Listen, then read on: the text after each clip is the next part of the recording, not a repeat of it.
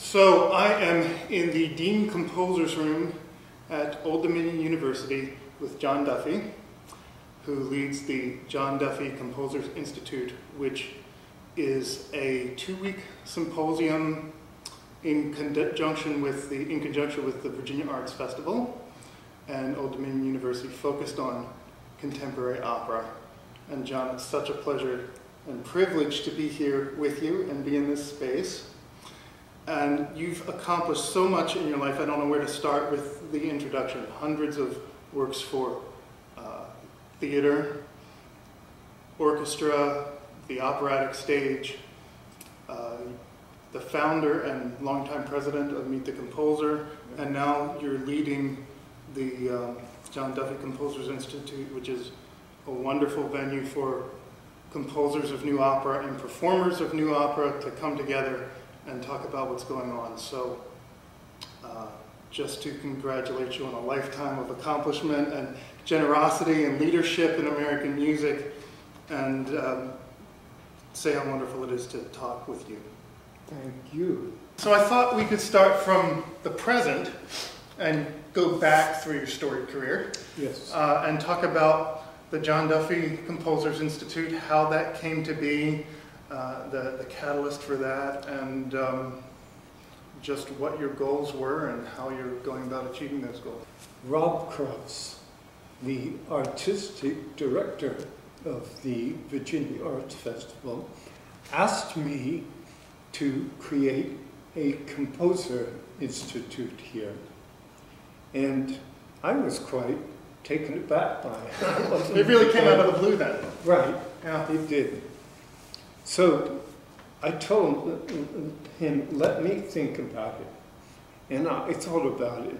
And I thought, here's a chance for theater opera composers to come to a safe place for 2 weeks, to hear and see their work staged. Mm-hmm.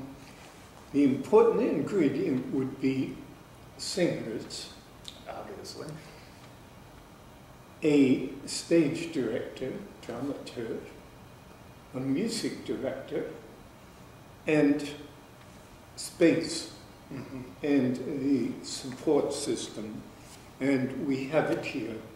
And the idea was simply to find gifted composers, have them write works, or in some cases, scenes from existing works, let these singers learn the parts, then let Rhoda dig her teeth into all of this stuff.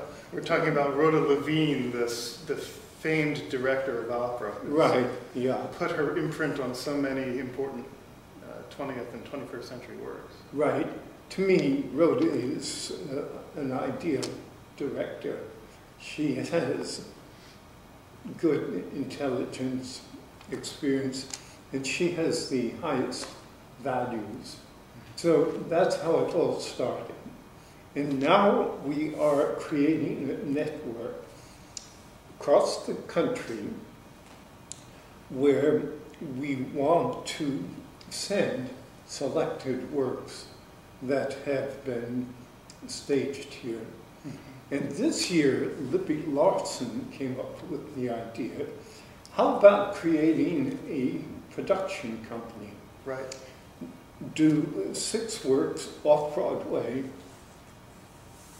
move them to Chicago, Indiana, San Diego, Austin, Miami, and other places in between.